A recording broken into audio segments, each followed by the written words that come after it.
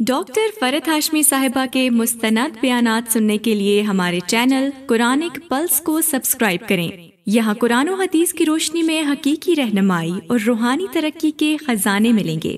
ابھی جڑیں اور دین کو گہرائی سے سمجھیں۔ اے اللہ، میں تجھ سے ایسی نعمتیں مانگتا ہوں جو ہمیشہ قائم رہیں، نہ تیری اطاعت میں حائل ہوں اور نہ کبھی زائل ہوں۔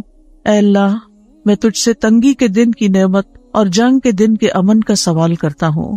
اے اللہ، میں تیری پناہ میں آتا ہوں اس چیز کی برائی سے جو تو نے عطا کی اور اس چیز کے شر سے جو تو نے ہم سے روک لی۔ آج ہم انشاءاللہ والدین کے بارے میں دعائیں پڑھیں گے۔ اللہ سبحانہ وتعالیٰ کے حق کے بعد سب سے بڑا حق انسانوں میں سے ہم پر والدین کا حق ہے۔ ہانی بنت ابی طالب کے ایک آزاد کردہ غلام ہے ابو مرہ، وہ کہتے ہیں ایک بار وہ ابو ہریرہ کے ساتھ ان کے وطن عقیق گئے جہاں سے وہ تھے۔ جب ابو ہریرہ اپنے وطن پہنچے تو بڑی اونچی آواز میں کہا، اماں جان، السلام علیکم ورحمۃ اللہ وبرکاتہ۔ انہوں نے جواب دیا، وعلیک السلام ورحمۃ اللہ وبرکاتہ۔ پھر ابو ہریرہ کہنے لگے، رحمک اللہ کما ربیتنی صغیرا، اللہ تعالیٰ آپ پر رحم فرمائے جیسے آپ نے میری بچپن میں پرورش فرمائی۔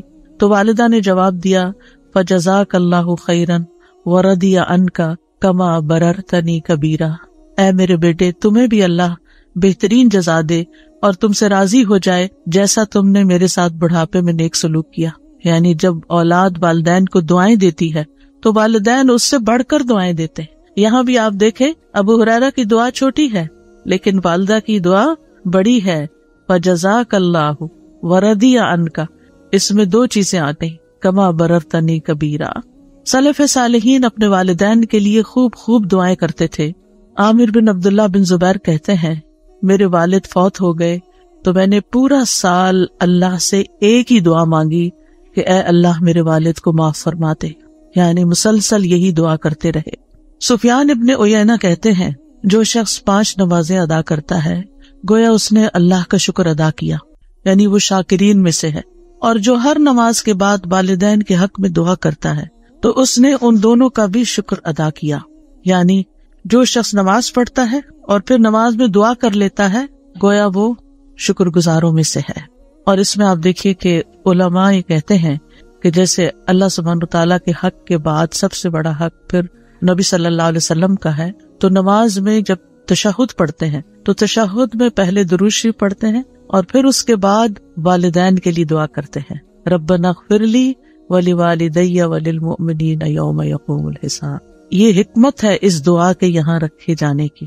ہر بچے کو جسے نماز سکھائی جاتی ہے اس کو یہ دعا بھی سکھائی جاتی ہے کہ ویسے تو ہم عام طور پر دعا کرنا بھول جاتے ہیں، لیکن جو بچہ نماز پڑھتا ہوگا وہ ہر صورت یہ دعا کرے گا ہی کرے گا۔ اور اس طرح اولاد کی دعاؤں میں ماں باپ ہمیشہ جب تک وہ زندہ ہیں شامل رہیں گے، چاہے والدین زندہ ہیں یا والدین فوت ہو چکے ہیں، ہر 2 صورت میں والدین کے لیے دعا کرنی چاہیے۔ ان کی اگر کوئی سختی یا ان سے کسی قسم کی کوئی ناگوار صورتحال زندگی میں پیش بھی آئی تو بھی والدین اس بات کے حقدار ہیں کہ ان کے لیے دعائیں کی جاتی رہیں، اور جو شکر گزار ہوتا ہے وہی اللہ تعالیٰ کا محبوب ہوتا ہے۔ اور شیطان کا کام کیا ہے؟ اس کا کیا کہنا تھا، وَلَا تَجِدُ أَكْثَرَهُمْ شَاكِرِينَ، کہ تو انسانوں کی اکثریت کو شکر گزار نہیں پائے گا۔ بلکہ ہونا یہ چاہیے کہ جہاں آپ کی کوئی ضرورت اٹکے، جہاں آپ کو کوئی پریشانی لاحق ہو، اتنی ہی والدین کے لیے دعائیں زیادہ بڑھا دیں، کثرت کے ساتھ دعائیں کریں، اور خصوصاً سجدوں میں، یعنی آپ باندھ لیں کہ کس وقت آپ نے لازماً یہ دعا پڑھنی ہے، کیونکہ یہاں پر حکم دیا گیا وَقُلْ رَبِّ ارْحَمْهُمَا كَمَا رَبَّيَانِي صَغِيرًا، کہ یہ کہتے رہیے کہ اے رب ان پہ رحم فرما جیسے انہوں نے مجھے بچپن میں پالا۔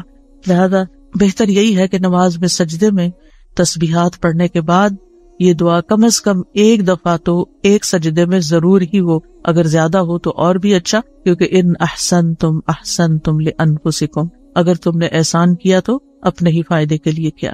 اور پھر آپ دیکھیے کہ جو شخص والدین کے لیے دعا نہ کرے وہ محروم ہے۔ بعض صحابہ کہتے ہیں والدین کے لیے دعا نہ مانگنا اولاد کی زندگی کو تنگ کر دیتا ہے۔ بعض اوقات بچوں کی جاب نہیں لگتی، بعض اوقات ان کی شادی نہیں ہوتی، بعض اوقات ان کو اور طرح طرح کی مشکلات پیش آتی ہیں۔ ان کو یہی نصیحت کرنی چاہیے، ان کو یہی سبق سکھانا چاہیے کہ وہ اپنے والدین کے ساتھ حسن سلوک کریں۔ وہ ان کے ساتھ اچھے ہوں گے تو اللہ سبحانہ وتعالیٰ ان پر مہربانی کرے گا. یہ مشکلات کے حل کے لیے، پرابلمز کو دور کرنے کے لیے، غم اور دکھ اور ڈپریشن کا علاج ہے کہ انسان زیادہ سے زیادہ والدین کے ساتھ احسان کا سلوک کرے. بلکہ جب کسی بھی انسان کے ساتھ احسان کرے تو سوچے کیا میں نے اپنے والدین کے لیے بھی کچھ کیا. اب دیکھیے کہ بعض اوقات ہم اپنے دوستوں کو، رشتہ داروں کو، اوروں کو کتنے بڑے بڑے گفٹ دے دیتے ہیں، لیکن ہم اپنے ماں باپ کی طرف سے صدقہ کرنا بھول جاتے ہیں. خاص طور پر رمضان میں آپ دیکھیے کہ ہم جہاں اپنی طرف سے، اپنے بال بچوں کی طرف سے، کسی کی طرف سے بھی کچھ کریں تو ماں باپ کو نہ بھولیں، ان کی طرف سے سب سے پہلے کریں. کیونکہ اللہ سبحانہ وتعالیٰ نے اپنے حق کے بعد والدین کا ذکر کیا ہے. سورۃ النساء میں آتا ہے وَاعْبُدُوا اللَّهَ وَلَا تُشْرِكُوا بِهِ شَيْئًا وَبِالْوَالِدَيْنِ إِحْسَانًا، اور اللہ کی عبادت کرو اور اس کے ساتھ کسی چیز کو شریک نہ بناؤ، اور اپنے ماں باپ کے ساتھ حسن سلوک کرو. سورۃ البقرہ میں آتا ہے وَإِذْ أَخَذْنَا مِيثَاقَ بَنِي إِسْرَائِيلَ لَا تَعْبُدُونَ إِلَّا اللَّهَ وَبِالْوَالِدَيْنِ إِحْسَانًا، اور وہ وقت یاد کرو جب ہم نے بنی اسرائیل سے پختہ عہد لیا تھا، پکا وعدہ لیا تھا اس بات پر کہ تم اللہ کے سوا کسی کی عبادت نہ کرنا اور والدین کے ساتھ احسان کرنا. اللہ سبحانہ وتعالیٰ اپنے شکر کے بعد والدین کے شکر کا حکم دیتے ہیں. سورۃ لقمان میں آتا ہے وَوَصَّيْنَا الْإِنسَانَ بِوَالِدَيْهِ حَمَلَتْهُ أُمُّهُ وَهْنًا عَلَى وَهْنٍ وَفِصَالُهُ فِي عَامَيْنِ أَنِ اشْكُرْ لِي وَلِوَالِدَيْكَ إِلَيَّ الْمَصِيرُ، اور ہم نے انسان کو اپنے والدین کے ساتھ نیک سلوک کا تاکیدی حکم دیا. اس کی ماں نے اسے کمزوری پر کمزوری سہتے ہوئے اپنے پیٹ میں اسے اٹھائے رکھا. یعنی پریگنینسی کے دوران صحت مند سے صحت مند ماں کسی نہ کسی طرح ضرور متاثر ہوتی ہے اور اس کے اوپر کمزوری کے پیچز آتے ہیں، اور 2 سال اس کے دودھ چھڑانے میں لگے، یعنی اپنی ہڈیوں کی کیلشیم تمہارے اندر ٹرانسفر کر دی. اسی لیے یہ حکم دیا کہ میرا شکر ادا کرو اور اپنے والدین کا بھی. آخر میرے ہی پاس لوٹ کر آنا ہے، واپس تو میرے پاس آنا ہے، پھر میں تمہیں بتاؤں گا کہ تم کیا کر کے آئے ہو. تو انشکر لی ولی والدئی کا، اور والدین میں سے بھی پھر یاد رکھیے ماں کا حق زیادہ ہے، کیونکہ ماں بچے کے لیے تکلیفیں زیادہ اٹھاتی ہے. وَوَصَّيْنَا الْإِنسَانَ بِوَالِدَيْهِ إِحْسَانًا حَمَلَتْهُ أُمُّهُ كُرْهًا وَوَضَعَتْهُ كُرْهًا وَحَمْلُهُ وَفِصَالُهُ 30 شهرا حتى إذا بلغ أشده وبلغ 40 سنة قال رب أوزعني أن أشكر نعمتك التي أنعمت علي وعلى والدي وأن أعمل صالحا ترضاه وأصلح لي في ذريتي إني تبت إليك وإني من المسلمين. اور ہم نے انسان کو اس کے ماں باپ کے ساتھ نیکی کرنے کی تاکید کی. اس کی ماں نے اسے ناگواری کی حالت میں اٹھائے رکھا. یعنی پریگنینسی کا عرصہ جو ہے وہ کوئی خوشگواری کا نہیں ہوتا، اس میں طرح طرح کی اٹھتے بیٹھتے چلتے پھرتے کھاتے پیتے لیٹتے جاگتے ہر حال میں عورت کو کوئی نہ کوئی تکلیف لاحق ہو رہی ہوتی ہے. اور اسے ناگواری کی حالت میں جنا، یعنی جنم دینے کی جو تکلیفیں تھی وہ اپنی جگہ، اور اس کے حمل اور اس کے دودھ چھڑانے میں 30 مہینے لگ گئے، یعنی 2.5 سال کا عرصہ.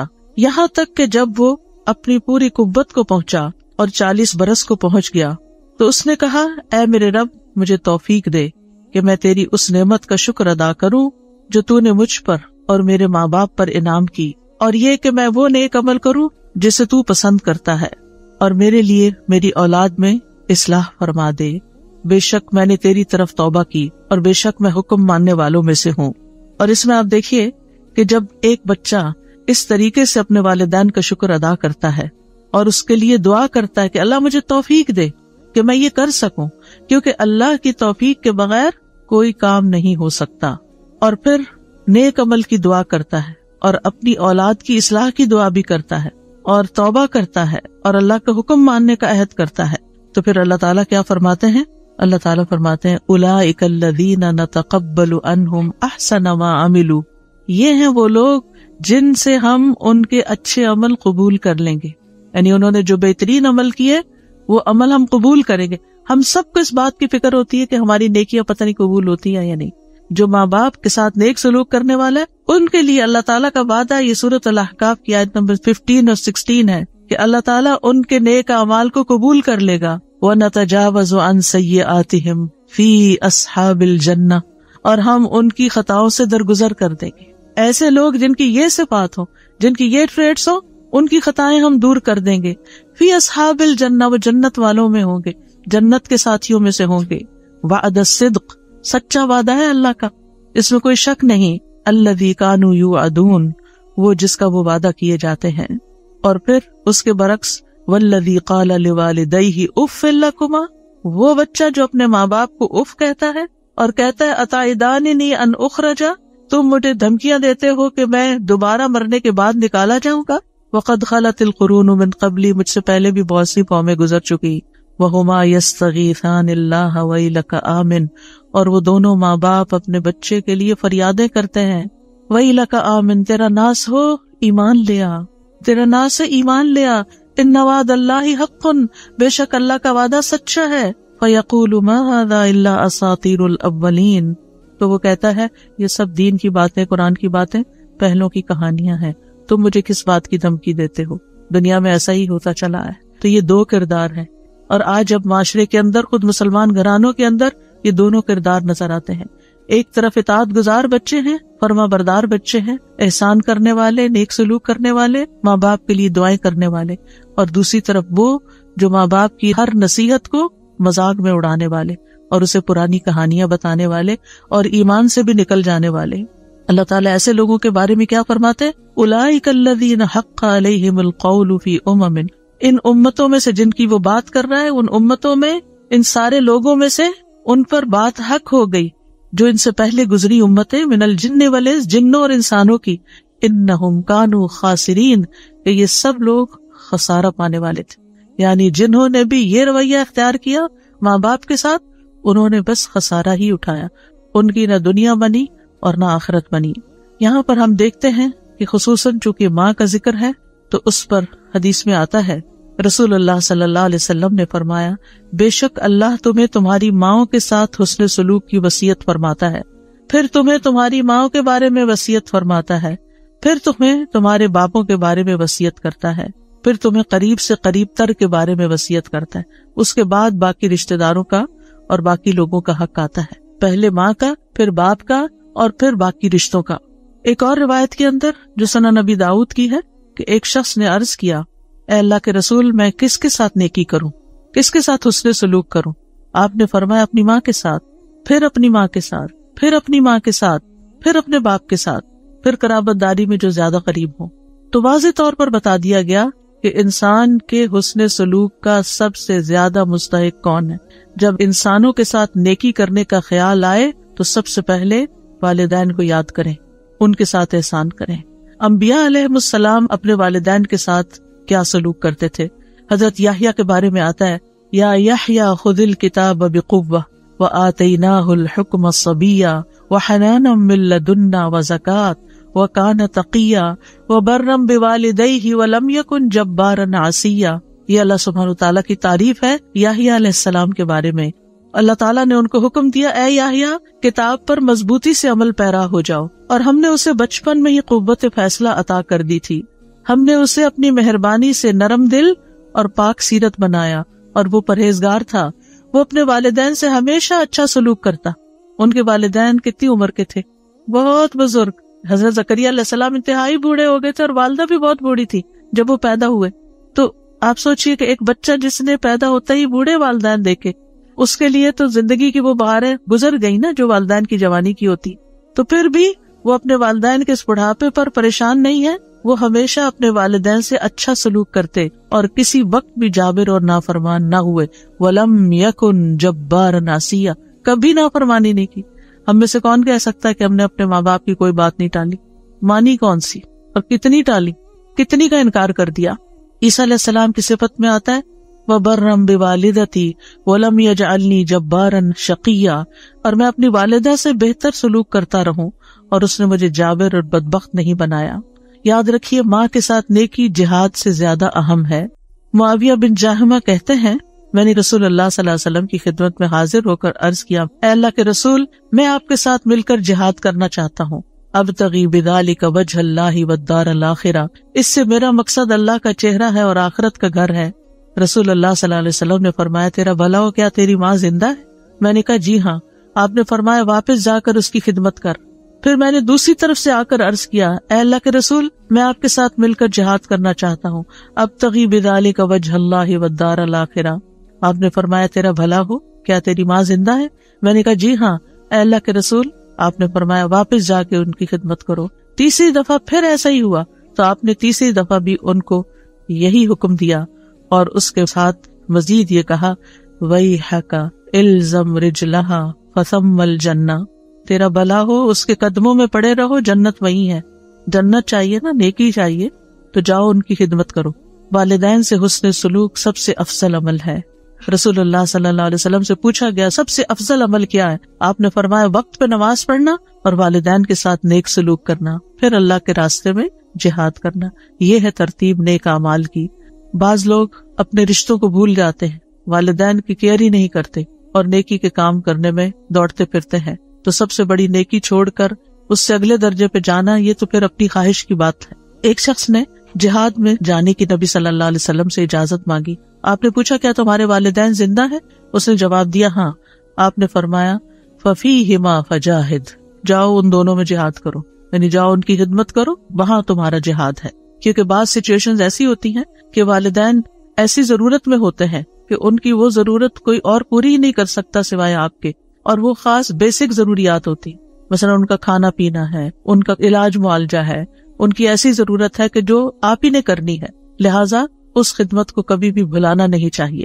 پھر اسی طرح نفل عبادت سے زیادہ والدین کا حق ہے۔ مثلا اگر والد یا والدہ کرا رہے ہیں اور ان کو کسی دوا کی ضرورت ہے، یہ جسم دبانے کی ضرورت ہے، یہ واش روم لے جانے کی ضرورت ہے بیماری کی حالت میں، اور آپ کے میں نفل پڑھ کے آؤں گی، تو یہ نفل کسی کام کے نہیں پھر آپ کے لیے۔ اس سے بہتر ہے کہ آپ نفل مؤخر کریں، اور اگر وقت نہیں تو اس وقت کو پہلے اپنے والدہ یا والد کی خدمت میں یا ان کی ضرورت پوری کرنے میں لگائیں۔ اگر والدین مشرک ہوں، اگر والدین کفر کریں، وہ بدعت کریں، وہ شرک کریں، والدین اللہ کے نافرمان ہوں، غلط کام کرتے ہوں، تو کیا پھر بھی صلہ رحمی کرنی ہوگی؟ جی ہاں، پھر بھی صلہ رحمی کرنی ہوگی۔ ابو ہریرہ کہتے ہیں کہ رسول اللہ صلی اللہ علیہ وسلم کا گزر عبداللہ بن ابی بن سلول کے پاس سے ہوا۔ وہ ایک جھاڑی کے سائے میں تھا۔ اس نے کہا ابن ابی کبشہ نے ہم پر غبار اڑا دیا ہے۔ نعوذ باللہ، نبی صلی اللہ علیہ وسلم کو اپنے رضائی والد کے نام سے پکار رہا ہے، یعنی کہ بے ادبی کے ساتھ۔ اس کے بیٹے عبداللہ بن عبداللہ نے کہا قسم اس ذات کی جس نے آپ صلی اللہ علیہ وسلم کو عزت دی اور آپ پر کتاب نازل کی، اگر آپ چاہیں تو میں اس کا سر قلم کر کے آپ کے پاس لے آتا ہوں۔ یعنی اس نے آپ کو اس انداز میں مخاطب کیا ہے، میں اپنے باپ کا گلا اڑا سکتا ہوں آپ کی خاطر۔ آپ نے فرمایا نہیں، بلکہ تو اپنے باپ سے نیکی کر اور حسن صحبت سے پیش آ۔ کون تھا عبداللہ بن ابی؟ جو منافقوں کا سردار تھا، ہر موقع پر نبی صلی اللہ علیہ وسلم کو تکلیف دیتا تھا۔ تو کیا آپ اس بات کا فائدہ نہیں اٹھا سکتے کہ اولاد ہی کہہ رہی ہے اس دشمن سے جان چھڑاؤ اور ٹھکانے لگواؤ اس کو؟ لیکن نہیں، اس والد کے ساتھ بھی آپ نے حسن سلوک کا حکم دیا، کیونکہ بہت سے بچے جو دین پڑھ جاتے ہیں ماں باپ سے ملنا جلنا چھوڑ دیتے ہیں، یہ کہہ کر کہ نہیں ان کے طور طریقے جو ہیں وہ اسلامی نہیں ہیں، وہ بچوں پہ غلط انفلوئنس کرتے ہیں۔ ٹھیک ہے، آپ احتیاط ضرور کریں، لیکن ان کی ضروریات بھی پوری کریں، اور ان کو اگر کسی بھی خدمت کی ضرورت ہے تو وہ خدمت بھی کریں۔ مشرک والدین کے ساتھ بھی صلہ رحمی کا حکم ہے۔ ہاں، اگر وہ یہ زور دے کہ تم شرک کرو تو شرک نہیں کرنا، یہ بات ان کی نہیں ماننی، ورنہ دنیا میں ان سے اچھے طریقے سے رہنا ہے۔ وَإِن جَاهَدَاكَ عَلَىٰ أَن تُشْرِكَ بِي مَا لَيْسَ لَكَ بِهِ عِلْمٌ فَلَا تُطِعْهُمَا وَصَاحِبْهُمَا فِي الدُّنْيَا مَعْرُوفًا۔ حضرت اسماء کہتی ہیں میری والدہ جو مشرکہ تھیں میرے پاس آئیں، میں نے رسول اللہ صلی اللہ علیہ وسلم سے پوچھا کہ وہ میرے پاس کچھ مالی تعاون کی امید سے آئی ہیں، ان کو کچھ ضرورت ہے، کیا میں اپنی والدہ کے ساتھ صلہ رحمی کر سکتی؟ یعنی وہ شرک پر ہیں لیکن مجھ سے کچھ پیسے چاہتی ہیں۔ آپ نے فرمایا ہاں، اپنی والدہ کے ساتھ صلہ رحمی کرو۔ یہاں سے ایک اور نقطہ بھی نکلتا ہے کہ بعض اوقات عورت اپنے ذاتی مال میں سے اگر ماں باپ کو کچھ دینا چاہتی ہے تو شوہر صاحب اعتراض کر دیتے ہیں کہ تم ان کو کچھ نہیں دے سکتی، تم ان کو کال نہیں کر سکتی، تم ان کو سلام دعا نہیں کر سکتی۔ یہ قطع رحمی کی انتہائی بدترین صورت ہے کہ بیوی کو روک دیا جائے کہ ماں باپ کو سلام بھی نہ کرے، بیوی کو روک دیا جائے کہ وہ ان پہ خرچ بھی نہ کرے۔ اگر اس کا اپنا ذاتی مال ہے ٹھیک ہے، اگر شوہر کا مال ہے تو شوہر سے پوچھنا ہوگا، لیکن اگر اس کا اپنا ذاتی مال ہے، کوئی ذاتی چیز ہے، کوئی اس کے کپڑے ہے، جیولری ہے، کوئی کیش ہے، وہ اپنی والدہ کو دینا چاہتی ہے تو اس کو اسلام نے کھلی اجازت دی ہے کہ وہ ان کو دے سکتی۔ یہاں آپ دیکھیں نبی صلی اللہ علیہ وسلم حضرت اسماء کو اجازت دے رہے کہ وہ اپنے مشرک والدہ کے ساتھ حسن سلوک کریں، ان کو مال دیں، تو پھر مسلم والدین کا کتنا حق ہوگا۔ اور پھر اگر کسی بھی وجہ سے عورت ہو یا مرد، یہاں حضرت اسماء ایک عورت ہے، اور وہ اپنی والدہ کو دینا چاہتی ہیں تو ان کو اجازت دی گئی.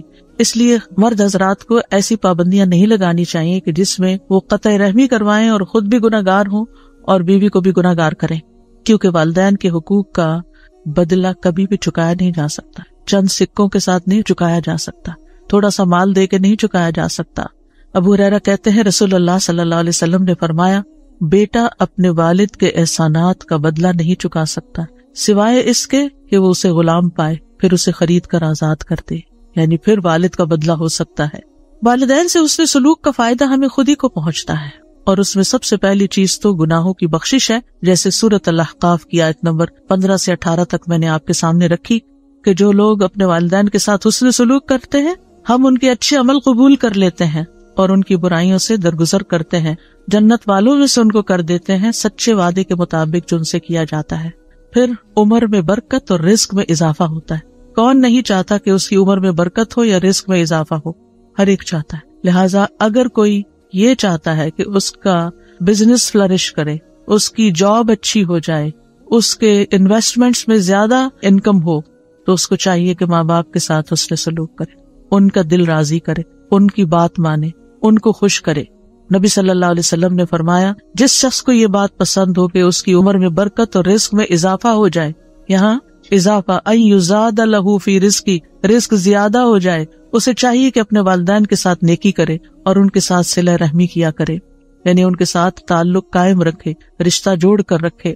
والدین کی خدمت کا ایک اور فائدہ کیا ہے کہ والدین کے قدموں کے نیچے جنت ہے. والدین سے حسن سلوک جنت میں داخلے کا باعث ہے. حضرت عائشہ کہتی ہیں کہ رسول اللہ صلی اللہ علیہ وسلم نے فرمایا، میں جنت میں داخل ہوا تو وہاں قرآن کی تلاوت کی آواز سنائی دی. میں نے پوچھا یہ کون ہے؟ جنت میں تلاوت. مجھے بتایا گیا یہ حارثہ بن نعمان ہے. رسول اللہ صلی اللہ علیہ وسلم نے ان سے کہا یہی نیکی ہے، یہی نیکی ہے. اور حارثہ بن نعمان اپنی والدہ کے ساتھ بہت زیادہ حسن سلوک کیا کرتے تھے، تو اس نیکی کی وجہ سے جنت میں بھی ان کی آواز سنائی گئی کہ وہاں ان کی تلاوت کی آواز آ رہی ہے. یعنی جو لوگ نیک سلوک کرتے ہیں اپنے ماں باپ سے، ان کا تذکرہ وہاں بھی ہوتا ہے. اور اس کے برعکس والدین سے نافرمانی کے نقصانات کیا ہیں؟ سب سے پہلے یہ کہ یہ تو ہے ہی حرام کاموں میں سے. نبی صلی اللہ علیہ وسلم نے فرمایا اللہ نے تم پر ماؤں کی نافرمانی کو حرام قرار دیا ہے. کبیرہ گناہ ہے والدین کی نافرمانی. نبی صلی اللہ علیہ وسلم سے کبیرہ گناہوں کے بارے میں پوچھا گیا تو آپ نے فرمایا اللہ کے ساتھ کسی کو شریک ٹھہرانا اور ماں باپ کی نافرمانی کرنا. والدین کی نافرمانی کرنے والا ملعون ہے. رسول اللہ صلی اللہ علیہ وسلم نے فرمایا اللہ ایسے شخص پر لعنت کرے، یعنی وہ رحمت سے دور ہو جائے جس نے اپنے والدین کی نافرمانی کی، یعنی ایک جائز بات نہیں مانی یا ان کو گالی دی، برا بھلا کہا. والدین کے نافرمان کی کوئی عبادت قبول نہیں ہوتی. رسول اللہ صلی اللہ علیہ وسلم نے فرمایا 3 لوگ ہیں جن کی نہ فرض عبادت قبول ہوتی ہے نہ نفل قبول ہوتی ہے. ان میں سے ایک والدین کا نافرمان اور بد سلوک، یعنی بات بھی نہیں مانتا اور سلوک بھی اچھا نہیں کرتا. دوسرے احسان جتانے والا. تیسرے تقدیر کو جھٹلانے والا. پھر والد کی ناراضگی اللہ کی ناراضگی ہے. نبی صلی اللہ علیہ وسلم نے فرمایا رب کی رضامندی باپ کی رضامندی میں ہے اور رب کی ناراضگی باپ کی ناراضگی میں ہے. والدین کی نافرمانی سے عمر گھٹ جاتی ہے. کعب کہتے ہیں اللہ اس بندے کو جلد ہلاک کر دیتا ہے جو اپنے ماں باپ کا نافرمان ہوتا ہے تاکہ اس کو جلدی عذاب دے سکے، یعنی قبر میں اور آگے آخرت میں.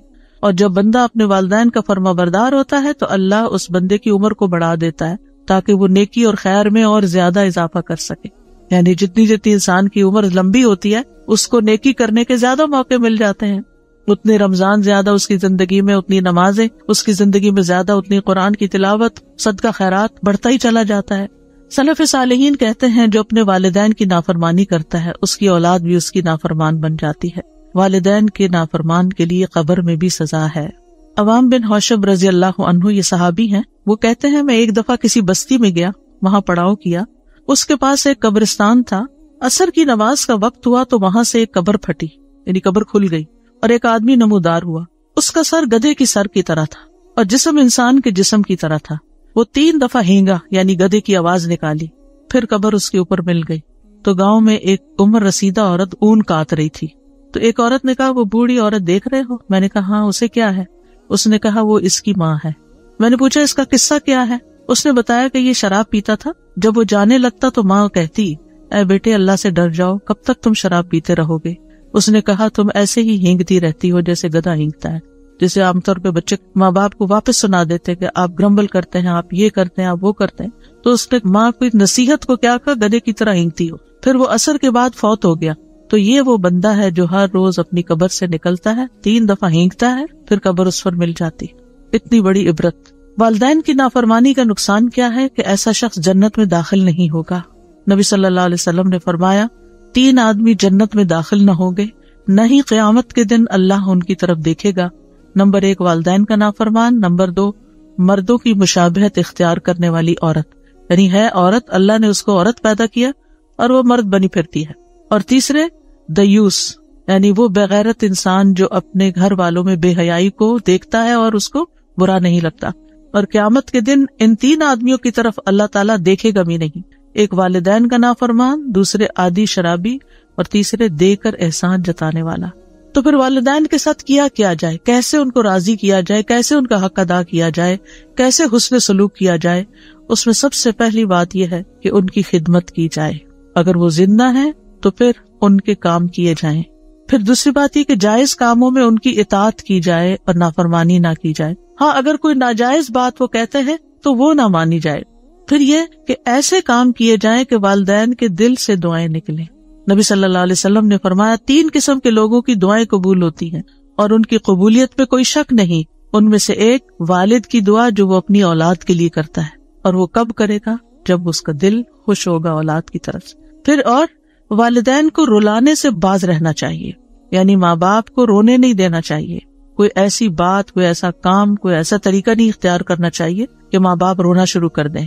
ایک آدمی رسول اللہ صلی اللہ علیہ وسلم کی خدمت میں حاضر ہوا اور کہنے لگا میں ہجرت پر آپ سے بیعت کرنے آیا ہوں اور اپنے والدین کو روتا ہوا چھوڑ گیا. وہ تو یہ بتا رہا تھا نا کہ میں اتنے بڑا کام کیا.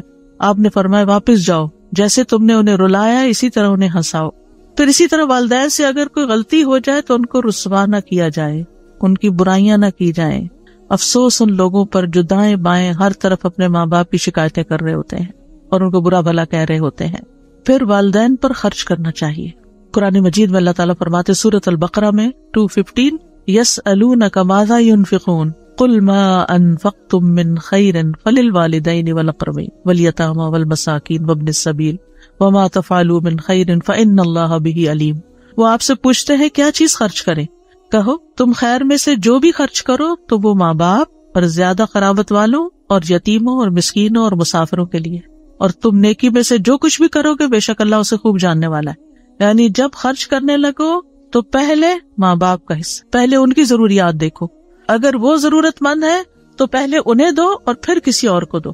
بعض اوقات ہم چیریٹی کے کاموں میں خوب دیتے رہتے ہیں، اس مسکین کو دے رہے ہیں، اس غریب کو دے رہے ہیں، اس فقیر کو دے رہے ہیں، اس کام میں لگا رہے ہیں، اس کام میں لگا رہے ہیں، اور ماں باپ منہ دیکھ رہے ہیں، وہ اپنی ضروریات کے لیے ترس رہے ہیں. اور پھر بعض بچے تو ضد لگا دیتے ہیں وہ فلاں بھائی دینا، میں ہی کیوں دوں. نہیں، جتنا ان کو دو گے اس سے زیادہ واپس آئے گا تمہارے پاس. پھر بعض یہ کہتے ہیں ان کے پاس تو آلریڈی بہت کچھ ہے، بھلے ہو پھر بھی ہمارا کام ہے دینا. بعض کہتے ہیں ہم ان کو دیتے ہیں پھر وہ آگے صدقہ کر دیتی ہیں، بھلے صدقہ کرتی رہیں. بعض کہتے ہیں ہم ان کو دیتے ہیں اور وہ فلاں خالہ کو یا فلاں پھپھی کو دے دیتی ہیں جن سے ہماری نہیں بنتی. نہ بنے آپ کی، وہ جس کو چاہے دیں. اس میں ہمیں یہ نہیں دیکھنا چاہیے کہ ہماری پسند یا ہماری چوائس کیا ہے یا ہمیں کیا فائدہ ہو رہا ہے اس سے. ہمیں بس سب سے بڑا فائدہ یہ کہ ہمارے رب کا حکم پورا ہو رہا ہے اور وہ راضی ہو رہا ہے. وہ اس پیسے سے آگے جو بھی کرے، الا یہ کہ اگر آپ سمجھے کہ کسی حرام کام میں لگا رہے ہیں تو وہ اور بات ہے، ورنہ ادروائز اگر آپ صدقہ بھی کرنا چاہتے تو آپ ان کے ہاتھ میں دیں، آپ صدقہ کیجیے. اور اگر وہ دنیا سے گزر چکے ہیں تو ان کی طرف سے پھر وہ جو زندگی میں آپ ان کو دیتے تھے نا، تو مرنے کے بعد بھی آپ ان کی طرف سے صدقہ کرتے رہیں. کیونکہ زندگی میں تو والدین کے ساتھ بعض اوقات بچے کہتے ہیں کہ چلو ماں باپ ہم سے خوش ہوں گے تو ہمیں بھی کچھ ملے گا، یا اچھا فیل کرتے ہیں. لیکن جب وہ فوت ہو جاتے ہیں اور آنکھوں سے اوجھل ہو جاتے ہیں اور اپنے ہاتھوں سے ان کو دفنا کے آ جاتے ہیں تو پھر اس وقت ہم آہستہ آہستہ بھولنے لگتے ہیں. نہیں، ان کو تب بھی نہیں بھولنا اور ان کی طرف سے صدقہ خیرات کرتے رہنا ہے. پھر یہ کہ اگر اپنے پاس نہیں تو ایسی صورت میں کمائی کر کے، محنت کر کے ان پہ خرچ کیا جائے. طارق مہر بھی کہتے ہیں ہم مدینہ آئے تو رسول اللہ صلی اللہ علیہ وسلم ممبر پر کھڑے لوگوں سے خطاب فرما رہے تھے. آپ فرما رہے تھے دینے والے کا ہاتھ اونچا ہوتا ہے اور سب سے پہلے تم اسے دو جس کی کفالت کے تم ذمہ دار ہو، یعنی اپنے بچوں پر، اولاد پہ خرچ کرو جو ان کی بیسک نیڈز ہیں. اپنی ماں کو دو، اپنے باپ کو دو، اپنی بہن کو دو، اپنے بھائی کو دو، پھر اپنے قریبی رشتہ دار کو دو جو تمہارے قریبی. یہ ترتیب بتا دی گئی، یعنی بیسک نیسیسٹیز گھر کی پوری کر کے، پھر ماں سے شروع کر کے، پھر باپ، پھر بہن، پھر بھائی، پھر قریبی رشتہ دار، اور پھر جو تمہارے آس پاس قریب کے لوگ ہوں. اور اگر نہیں تو محنت کر کے دو. دہمس ایک بزرگ تھے، وہ پینٹ کے مسالے بنانے والے کارخانے میں کام کرتے تھے اور اس کے بدلے ان کو 1/3 درہم ملتا تھا. جب شام ہوتی تو وہ پھل خریدتے، پھر اس کو لے کر اپنی والدہ کی طرف آتے اور انہیں پیش کرتے. یعنی تھوڑا سا ہی ہوتا تھا لیکن اس تھوڑے میں سے بھی ماں کے لیے حصہ نکالتے. پھر یہ کہ والدین کی بات کان لگا کے سننی چاہیے، توجہ سے سننی چاہیے. محمد بن سیرین اپنی والدہ کے لیے جب لباس خریدتے تو سب سے زیادہ نرم لباس خریدتے تھے. جب عید آتی تو اپنی والدہ کا لباس خود رنگتے بھی تھے اور اپنی آواز کو کبھی اپنی والدہ پر بلند نہ کرتے تھے. اور وہ اپنی والدہ سے جب بھی بات کرتے ایسا لگتا تھا وہ کان لگا کر ان سے بات کر رہے ہیں. اور جو آدمی آپ کو نہیں جانتا ہوتا، جب وہ آپ کو آپ کی والدہ کے پاس دیکھتا تو وہ والدہ کے پاس دھیمے انداز سے بولنے کی وجہ سے ان کو بیمار سمجھتا تھا. یعنی اتنے آرام سے باتیں کرتے تھے، پیار سے بات کرتے تھے. پھر نیکی کرنے کے بعد ماں باپ کو ثواب پہنچانا. ربیع بن خثیم راستے سے تکلیف دہ چیز کو ہٹاتے اور کہتے یا اللہ اس کا اجر میری والدہ اور میرے والد کو ملے. ان کو تو مل ہی گیا جس نے نیکی کی، لیکن چھوٹے چھوٹے کاموں کا ثواب بھی اپنے ماں باپ کو بھیجتے، کیونکہ وہ عقل مند لوگ تھے. ان کو پتا تھا کہ ان کے لیے جو کریں گے اس کا تو کئی گنا زیادہ لوٹ کر واپس آئے گا ہماری ہی طرف. تو وہ اس کو اپنی سعادت سمجھتے تھے. والدین دنیا سے چلے جائیں تو پھر بھی ان کے حقوق ادا کرنے چاہیے. سب سے پہلے تو ان کے لیے دعائیں. رسول اللہ صلی اللہ علیہ وسلم نے فرمایا مرنے کے بعد انسان کے اعمال کا سلسلہ منقطع ہو جاتا ہے سوائے 3 چیزوں کے جن کا ثواب میت کو پہنچتا رہتا ہے. صدقہ جاریہ کہ جو انسان اپنی زندگی میں خود اپنے ہاتھ سے اپنا مال کسی صدقہ جاریہ کے پروجیکٹ میں لگا جائے، جب تک وہ پروجیکٹ چلتا رہتا ہے آپ کو ثواب پہنچتا رہے گا. دوسرا، لوگوں کو فائدہ دینے والا علم جس سے لوگوں کی زندگی میں کوئی تبدیلی آئے، ان کی زندگی آسان ہو. تیسرے، نیک اولاد جو اس کے لیے دعا کرتی ہے. یعنی سب سے بڑا حق مرنے کے بعد کیا ہے کہ ماں باپ کے لیے دعائیں کرتے رہیں، خصوصاً ان کے گناہوں کی بخشش، استغفار. رسول اللہ صلی اللہ علیہ وسلم نے فرمایا بے شک اللہ عز و جل جنت میں ایک نیک آدمی کے درجے کو بلند کرتا ہے تو پوچھتا ہے اے میرے رب میرے درجات کہاں سے آئے؟ اللہ تعالیٰ فرماتا ہے تیرے حق میں تیری اولاد کے استغفار کی برکت سے. یعنی آگے ان کے درجے بڑھتے رہتے ہیں. ان کی طرف سے صدقہ کیا جائے. ایک آدمی نے عرض کیا میرے والد فوت ہو گئے اور انہوں نے مال چھوڑا لیکن وصیت نہیں کی، اگر میں ان کی طرف سے صدقہ کروں تو ان کے گناہ معاف ہو جائیں گے؟ آپ نے فرمایا ہاں. ایک اور آدمی نبی صلی اللہ علیہ وسلم کے پاس آیا، عرض کیا یا رسول اللہ صلی اللہ علیہ وسلم میری والدہ بغیر وصیت کیے اچانک فوت ہو گئی اور میرا گمان ہے کہ اگر وہ بات کرتی تو صدقہ کرتی، تو اگر میں ان کی طرف سے صدقہ کروں تو کیا ان کو اجر ملے گا؟ آپ نے فرمایا ہاں. اور والدین کی طرف سے پانی پلانے کا صدقہ خاص طور پر، اور خصوصاً اگر کسی ویسینٹی میں اس کی بہت ضرورت ہو، لیکن اگر کہیں پانی ہے تو پھر کسی اور اچھے پروجیکٹ میں ان کی طرف سے لگانا چاہیے. ایک شخص نے عرض کیا اللہ کے رسول میری والدہ فوت ہو گئی ہیں، کیا میں ان کی طرف سے صدقہ کر سکتا ہوں؟ آپ صلی اللہ علیہ وسلم نے فرمایا ہاں. میں نے عرض کیا زیادہ افضل کیا بات ہے؟ آپ نے فرمایا پانی پلانا. ان کی طرف سے روزوں کی قضا ادا کرنا، یعنی اگر وہ ایسی بیماری میں فوت ہوئے ہیں کہ روزے نہیں رکھ سکے تو پھر ان کے وفات کے بعد ان کے روزے پورے کیے جائیں روزے رکھ کے. ان کی طرف سے حج کرنا. ایک خاتون نے حج کی نظر مانی لیکن کر نہ سکی، انتقال ہو گیا تو بیٹی نے نبی صلی اللہ علیہ وسلم کی خدمت میں آ کر پوچھا کیا میں ان کی طرف سے حج کر دوں؟ آپ نے فرمایا ہاں تم ان کی طرف سے حج کر سکتی. تو اس کو حج بدل کہتے ہیں. فرمایا کیا تمہاری ماں پہ قرض ہوتا تو تم ادا نہ کرتی؟ تو اللہ کا حق بھی ادا کرو کیونکہ اللہ زیادہ حقدار ہے کہ اس کا قرض ادا کیا جائے. تو اس سے بھی آپ دیکھ سکتے ہیں کہ قرضہ بھی ادا کرنا چاہیے اگر ماں باپ چھوڑ کر فوت ہوئے ہیں. ان کی نظر پوری کرنا. سعد بن عبادہ نبی صلی اللہ علیہ وسلم کے پاس حاضر ہوئے اور عرض کیا میری والدہ فوت ہو گئی ہیں، ان کے ذمے ایک نظر تھی، انہوں نے نظر مانی ہوئی تھی جسے وہ پورا نہیں کر سکی. آپ نے فرمایا تم ان کی طرف سے پورا کر دو. یعنی اولاد کو ماں باپ کے وعدے، نظر اور ان تمام چیزوں کو بھی پورا کرنا چاہیے. والدین کے دوستوں کے ساتھ نیکی کرنی چاہیے. یعنی اگر اپنے والدین حیات نہیں تو سوچئے کہ کون کون ایسے لوگ ہیں جو آپ کے ماں باپ کے بہت قریبی دوست ہیں. اگر وہ زندہ ہیں تو رمضان ہے ان کا حال چال پوچھیے، پھر عید آئے گی تو عید کی مبارک بھیجیے، ضرورت مند ہے تو کچھ پیسے بھجوا دیجیے گفٹ کے طور پر. یعنی کسی بھی طرح سے آپ ان کی خبر لے سکتے ہیں. نبی صلی اللہ علیہ وسلم نے فرمایا نیکیوں میں سب سے بڑی نیکی آدمی کا اپنے باپ کی وفات کے بعد اس کے دوستوں سے اچھا سلوک کرنا ہے.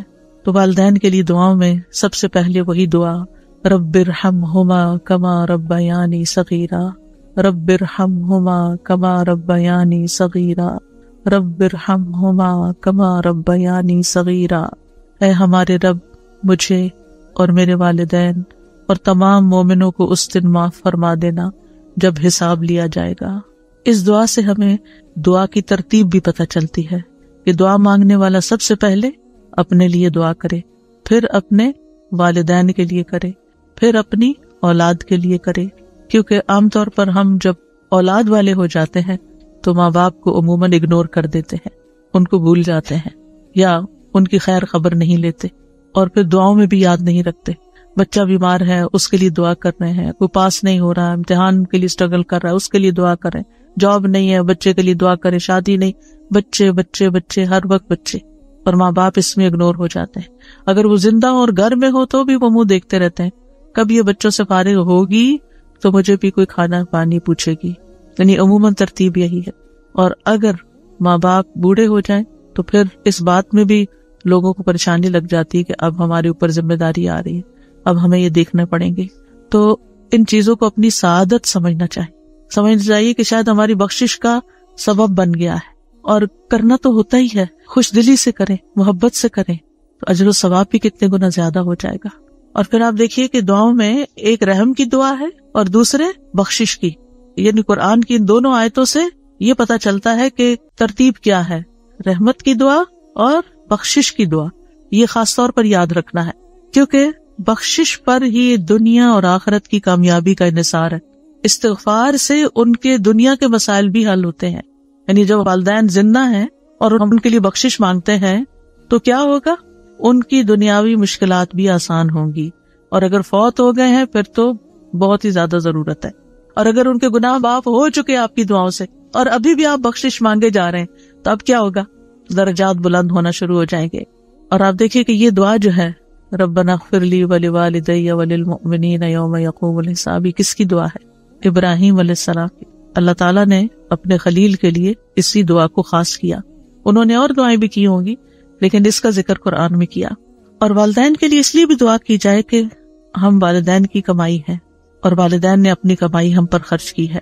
اور پھر غائبانہ دعا، ایک ہوتا ہے کہ آپ کے والدین زندہ ہیں اور آپ ان کے سامنے یا آپ ان کو فون پہ یا آپ ان کو میسج پر دعائیں دیں، اور ایک یہ ہے کہ وہ جا چکے ہیں، اب وہ تو آپ سے تقاضا بھی نہیں کر سکتے کہ بچوں مجھے یاد رکھنا دعا میں، آپ ان کے لیے غائبانہ دعا کر رہے ہیں.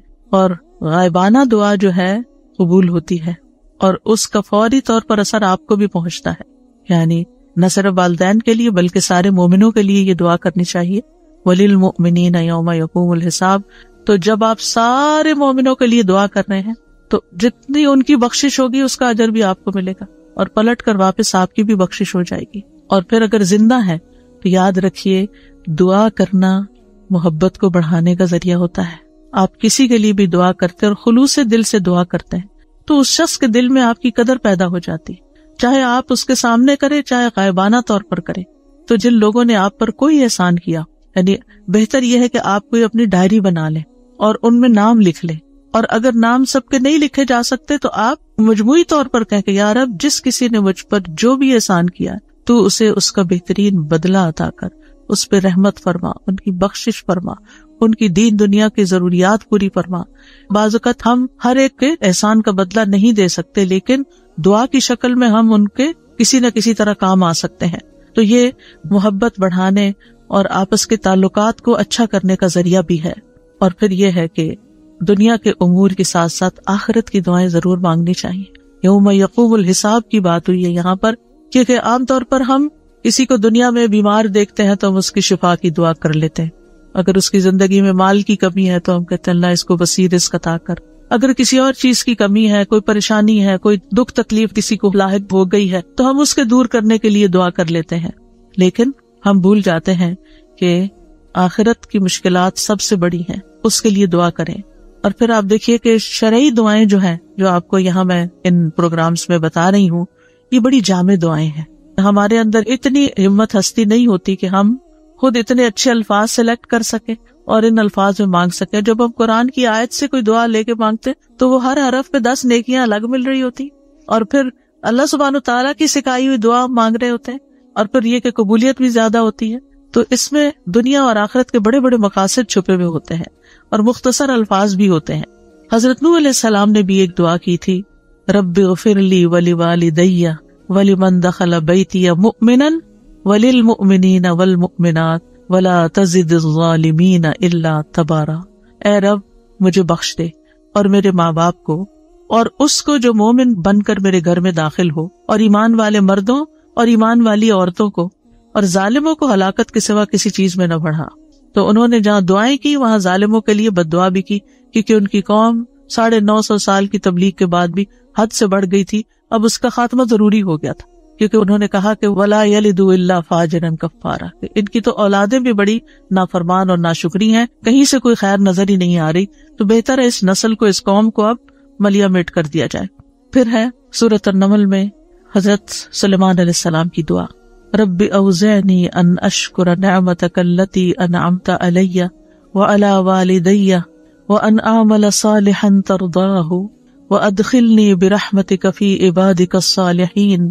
اے میرے رب مجھے توفیق دے کہ میں تیری اس نعمت کا شکر ادا کر سکوں جو تو نے مجھے اور میرے والدین کو عطا کی, اور اس بات کی بھی کہ میں ایسے اچھے عمل کروں جو تجھے پسند ہو, اور اپنی رحمت سے مجھے اپنے صالح بندوں میں داخل فرما. آپ کو معلوم ہے کہ یہ دعا سلیمان علیہ السلام نے کی تھی. سورۃ النمل میں آتا ہے, یہاں تک کہ جب وہ چیونٹیوں کی وادی میں آئے تو ایک چیونٹی کہنے لگی, اے چیونٹیوں اپنے گھروں میں داخل ہو جاؤ, سلیمان اور اس کے لشکر تمہیں کچل نہ ڈالیں اور وہ اس کا شعور بھی نہ رکھتے ہوں. تو اس کی بات سے سلیمان علیہ السلام ہنستے ہوئے مسکرا دیے اور کہنے لگے, اے میرے رب مجھے توفیق دے کہ میں تیری ان نعمتوں کا شکر ادا کروں جو تو نے مجھ پر کی اور میرے والدین پر انعام کی, کیونکہ ان کے والد داؤد علیہ السلام تھے, ان پر بھی اللہ نے بڑے احسان کیے تھے. اور یہ کہ میں وہ نیک عمل کروں جس سے تو راضی ہو جائے. کتنی خوبصورت دعا ہے, اللہ ایسی نیکی کی توفیق دے دے کہ جس سے تو خوش ہو جائے, کیونکہ ایک مومن کی سب سے بڑی تمنا, طلب اور تڑپ یہ ہوتی ہے کہ میرا رب مجھ سے راضی ہو جائے. تو اللہ مجھے وہ کام سکھا دے, وہ رستہ بتا دے کہ جس سے میں تجھے راضی کر سکوں, اور مجھے اپنی رحمت کے ساتھ اپنے نیک بندوں میں شامل کرے. کیونکہ نیک بندوں کے ساتھ انسان جب رہتا ہے تو نیک بندوں پہ جو رحمتیں آتی ہیں وہ ہم پر بھی آتی ہیں. نیک بندوں کے صحبت میں جب انسان ہوتا ہے تو ان سے کوئی نیکی کا سبق ہی لیتا ہے. نیک مجلس میں جب انسان بیٹھ کر جاتا ہے تو اللہ تعالیٰ ان سب کو بخش دیتا ہے. جیسے وہ حدیث سیارہ ہے نا کہ کچھ فرشتے جو ہیں وہ گلیوں بازاروں میں گھومتے رہتے ہیں, پھر جب لوگ ایک جگہ کسی جگہ پر بیٹھ کر مل کر اللہ کو یاد کرتے ہیں تو پھر اس وقت جب مجلس ختم ہوتی ہے تو فرشتے اللہ تعالیٰ کے پاس پہنچتے ہیں. اللہ تعالیٰ پوچھتے ہیں کہ یہ کیا مانگ رہے تھے اور کس چیز سے پناہ مانگ رہے تھے, اور اس وقت فرشتے کہتے ہیں وہ ایک شخص ایسے ہی آ کے وہاں بیٹھ گیا تھا. تو اللہ تعالیٰ کیا فرماتے ہیں کہ یہ وہ لوگ ہیں کہ جن کے ساتھ بیٹھنے والا بھی بدبخت نہیں ہوتا, نامراد نہیں ہوتا, میں نے اس کو بھی بخش دیا, اس کی بھی بخشش ہو گئی. لہٰذا کتنا ضروری ہے کہ ہم ان مجالس کا اہتمام کریں اور ان میں اس نیت سے بھی حاضر ہو کہ یا اللہ یہاں سے نکلے تو ہماری بخشش ہو چکی. تو نیک صحبت دنیا میں بھی خوشی کا باعث ہوتی, کیونکہ نہ انہوں نے آپ کے لیے بدگمانی کرنی, نہ انہوں نے آپ کو کوئی تانے دینے, نہ انہوں نے آپ کی جا کے کہیں غیبت چگلی کرنی, اور نہ انہوں نے آپ کو کوئی دھوکہ فریب دینا. انہوں نے آپ کے ساتھ حسن سلوکی کرنا ہے, اچھا معاملہ ہی کرنا ہے, خیر خواہی کرنی ہے, آپ کو کوئی اچھی بات ہی سکھانی, اور ان کی نیکی کی وجہ سے ان پہ جو رحمت آ رہی ہے اللہ تعالیٰ آپ کو بھی اس میں سے حصہ دے گا, اور ان کی جو بخشش کا وعدہ اللہ نے کیا اللہ تعالیٰ ہمیں بھی اس بخشش میں حصہ دے دے گا. تو اس لیے انسان کو دنیا میں بھی آخرت میں بھی ایسی صحبتوں کی تلاش ہونی چاہیے اور اس کی قدر کرنی چاہیے, اور ان کو کسی قیمت پر ہاتھ سے نہیں جانے دینا چاہیے. اب دیکھیے کہ یوسف علیہ السلام کو اللہ تعالیٰ نے نبوت بھی عطا کی, بادشاہت بھی عطا کی, لیکن انہوں نے کیا مانگا پھر, فاطر السماوات والارض انت ولی فی الدنیا والآخرہ توفنی مسلما والحقنی بالصالحین, کہ اللہ مجھے اسلام کی حالت میں فوت کرنا اور نیک لوگوں کا ساتھ دینا. الحقنی بالصالحین, ایک انسان کو دنیا میں یہ 2 چیزیں مل جائیں, نبوت اور بادشاہت, اس سے بڑی کوئی چیز دنیا میں ہے؟ دنیا میں ہر چیز ان کے لیے مسخر کر دی گئی. وہ آتا نا سورۃ یوسف میں, اپنے لیے جو چاہے بنا سکتا تھا, بالکل مختار ہو گئے تھے, زمین پر ہر طرح کے احکامات ان کے جاری ہوتے تھے, ان کی کوئی بات ٹالی نہیں جاتی تھی, وہ جو چاہتے کرتے. اور دوسری طرف اللہ کی طرف سے ان کو نبوت کا اعلیٰ درجہ, لیکن ان کے دل میں کیا خواہش ہے, دنیا کی نہیں, الحقنی بالصالحین, کہ اللہ نیک لوگوں کا ساتھ دے. تو حضرت سلیمان علیہ السلام نے بھی کیا کہا, رب اوزعنی اوزعنی کا لفظ جانے اس کا مطلب ہوتا ہے یا اللہ مجھے روک لے کہ میں تیرے احسان کا شکر ادا کروں، مجھے توفیق دے، یعنی مجھے اس چیز کے لیے پابند کر دے کہ میں ایسا کرتا رہوں. یعنی جس قدر تو نے مجھ پر اور میرے والدین پر احسانات کی بارش کی ہے، اس کی وجہ سے کہیں میرا نفس بے قابو نہ ہو جائے. ہوتا ہے نا جب نعمتیں ملتی، صحت بھی ہو، آپ کی طاقت بھی ہو، ہمت بھی ہو، مال بھی ہو، اور آپ کے ریسورسز بھی ہو، ہر چیز آپ کے لیے آسان ہو. سلیمان علیہ السلام تو صرف انسانوں پہ نہیں، پرندوں، چیونٹیوں اور ہر مخلوق پر حکومت کر رہے تھے. اتنی بڑی حکومت تو کسی انسان کو نہیں ملی. جب انسان کو اتنی نعمتیں مل جائیں تو بعض اوقات انسان کا نفس آپے سے باہر ہو جاتا ہے. تو انہیں کیا کہا، یا رب ان نعمتوں کی فراوانی کے ساتھ تو مجھے روک لینا اور اس بات کی توفیق دینا کہ میں ان پہ تیرا شکریہ ادا کرتا رہوں، کہیں میں ان میں سے کسی چیز کے اوپر تکبر نہ کر بیٹھوں، غرور نہ آ جائے، اور میں وہی کام کرتا رہوں جو تجھے پسند ہے. اور پھر آپ دیکھیے کہ احسانات کو یاد کر کے دعا کر رہے ہیں. اللہ تو نے مجھ پر اتنے احسان کیے، یہ بھی دعا کا ایک کرینہ ہے کہ اللہ مجھ پہ تو نے احسان کیا، اللہ تو نے میرے والدین پہ احسان کیا ہے، اب تو مجھے نیکی کے کاموں کی توفیق دے دے. ایک صحابی اپنی والدہ کے لیے دعا کیا کرتے تھے، اللہم اجعلنی من المقربین واجعل امی من الحور العین. اے اللہ مجھے مقربین میں سے بنا دے اور میری ماں کو حور العین بنا دے. بعض لوگ یہ سمجھتے ہیں کہ قرآن مجید میں یا حدیث میں جہاں حور العین کی بات ہوئی، اس سے مراد جنت کی حوریں ہیں اور اس میں دنیا کی عورتیں جو ہیں ان کے علاوہ کوئی اور مخلوق ہے. اصل میں حور العین جنتی عورتوں کی صفت بھی ہے، یعنی جو عورتیں جنت میں جائیں گی انتہائی خوبصورت ہوں گی، یعنی جنت کی خوبصورت ترین عورتوں میں شامل کر لے. ایک عورت کے لیے سب سے زیادہ کس چیز کی خواہش ہوتی، یعنی ایک عورت کی کمزوری ہے نا کہ وہ خوبصورت ہو، تو وہ اپنے لیے مقرب ہونے کی دعا بھی کر رہے ہیں اور پھر اپنی والدہ کے لیے انتہائی نیک اور خوبصورت عورتوں میں شامل ہونے کی دعا بھی کر رہے ہیں. اللہ سبحانہ وتعالیٰ ہمیں اپنے والدین کے حق ادا کرنے کی توفیق دے، اور اگر کوئی کمی کوتاہی رہ گئی ہے تو وہ دعاؤں سے پوری ہو سکتی ہے. اگر ہم نے زندگی میں ان کی قدر نہیں کی اور ان کے لیے دعاؤں کے دروازے بند ہو گئے تو اب ہم ان کے لیے دعائیں کریں تاکہ ہم اس کمی کو پورا کریں. ہم نے خدمت نہیں کی اور ہمیں ریگریٹس ہیں، صرف ریگریٹس سے کچھ نہیں بنتا. ریگریٹس انسان کے عمل کی قوت کو کم کر دیتے ہیں. نبی کریم صلی اللہ علیہ وسلم نے فرمایا، اس شخص کی مثال جو اپنے رب کو یاد کرتا ہے اور جو اپنے رب کو یاد نہیں کرتا زندہ اور مردہ جیسے ہے. تو ذکر کو زندگی سے تشبیہ دی گئی ہے، یعنی جس طرح انسان زندگی کے ساتھ خوبصورت ہوتا ہے، یعنی اس کا ظاہر خوبصورت ہوتا ہے جب زندہ ہوتا ہے، جب مر جاتا ہے تو آپ دیکھیں میت کیسی لگتی، تو اسی طرح ذکر کے ساتھ انسان کا باطن روشن ہوتا ہے اور خوبصورت ہوتا ہے. ذکر جو ہے یعنی اللہ کی یاد جو ہے اس کی کئی اقسام ہیں، قرآن، نماز، تسبیحات، علم کا سیکھنا سکھانا، یہ اس وقت ہم ذکر کی مجلس میں ہیں. پھر اسی طرح دوسروں کو امر بالمعروف کرنا، نہی عن المنکر کرنا. تو یہ جو ذکر ہے اس کی کسی بھی شکل میں یہ اللہ تعالیٰ کے نزدیک ہر چیز سے بہتر عمل ہے. نبی صلی اللہ علیہ وسلم نے فرمایا، کیا میں تمہیں تمہارا بہترین عمل نہ بتاؤں جو تمہارے مالک کے نزدیک اچھا اور پاکیزہ ہے اور تمہارے درجات میں سب سے بلند ہے اور سونا چاندی کے خرچ کرنے سے بہتر اور اللہ کی راہ میں جہاد کرتے ہوئے تمہارے کفار کی گردنیں مارنے اور ان کے تمہاری گردنیں مارنے سے بھی افضل ہے. صحابہ نے عرض کیا کیوں نہیں؟ آپ نے فرمایا اللہ تعالیٰ کا ذکر، چاہے آپ نماز میں کر رہے ہیں، نوافل میں کر رہے ہیں، تلاوت قرآن کے ذریعے کر رہے ہیں، تعلیم قرآن کے ذریعے کر رہے ہیں، تسبیحات کے ذریعے کر رہے ہیں، درود شریف پڑھ رہے ہیں، کسی بھی طرح کھڑے بیٹھے لیٹے چلتے پھرتے، فارمل وے میں، انفارمل وے میں، اونچے یعنی جہرن اور سرن، جس شکل میں بھی آپ اللہ کو یاد کرتے ہیں تو اس کی اتنی زیادہ فضیلت ہے، بہت افضل عمل ہے. اور اس کے برعکس کیا ہوتا ہے؟ اللہ تعالیٰ سے غافل ہو جانا، بھول جانا، اور وہ عموماً کب ہوتا ہے؟ جب ہم دنیا میں خوب محو ہو جاتے ہیں. اسی طرح رسول اللہ صلی اللہ علیہ وسلم نے فرمایا، بہترین عمل یہ ہے کہ جب تم دنیا سے رخصت ہو تو تمہاری زبان اللہ کے ذکر سے تر ہو. اور یہ اسی وقت ہو سکتا ہے جب ہمیں ہر حالت میں ذکر کرنے کی عادت ہو. یعنی ذکر جو ہی چھوٹے تو ہمیں کبھی سی محسوس ہونے لگے کہ کچھ رہ گیا ہے، کچھ چھٹ گیا میرے ہاتھ سے، کچھ نکل گیا ہے، کچھ کمی سی ہے، وہ خلا، وہ خالی پن فوراً محسوس کر لے. ہم ذکر کرنے والے سب سے آگے آگے ہوں گے. رسول اللہ صلی اللہ علیہ وسلم نے فرمایا، مفردون سبقت لے گئے. صحابہ نے پوچھا، اللہ کے رسول مفردون کون ہے؟ آپ نے فرمایا، اللہ کا بہت ذکر کرنے والے مرد اور ذکر کرنے والی عورتیں. ذکر کی حالت میں مسلسل اللہ تعالیٰ کا ساتھ ملتا ہے، اللہ کا قرب نصیب ہوتا ہے. اللہ تعالیٰ فرماتے ہیں میں اپنے بندے کے ساتھ ہوں جب تک وہ مجھے یاد کرتا ہے اور میری یاد میں اپنے دونوں ہونٹ ہلاتا ہے. پھر شیطانی حملوں سے بچاؤ کا مضبوط قلعہ ہے. یحییٰ علیہ السلام نے بنی اسرائیل کو خطاب کیا اور اس میں ایک بات یہ کہی کہ بندہ جب تک اللہ کے ذکر میں مصروف رہتا ہے تو شیطان کے حملوں سے محفوظ ایک مضبوط قلعے میں ہوتا ہے، یعنی دشمن سے بچا ہوا ہوتا ہے. پھر جنت کے باغیچے ہیں ذکر کی مجلسیں، جیسے یہ مجلس ہے. رسول اللہ صلی اللہ علیہ وسلم نے فرمایا جب تم لوگ جنت کے باغوں کے پاس سے گزرو تو کچھ کھا پی لیا کرو. صحابہ نے پوچھا جنت کے باغوں سے کیا مراد ہے؟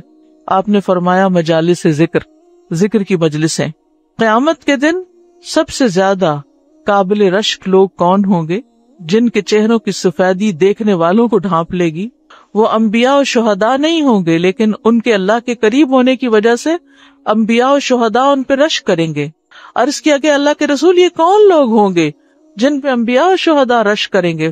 فرمایا یہ مختلف قبیلوں کا مجموعہ ہے، مختلف قبیلوں مختلف بیک گراؤنڈ سے آئے ہوئے لوگ ہیں جو اللہ کے ذکر پہ جمع ہوتے ہیں اور عمدہ کلام کو اس طرح چن چن کر لیتے ہیں جیسے کھجور کھانے والا عمدہ کھجوریں چن چن کے لیتا ہے.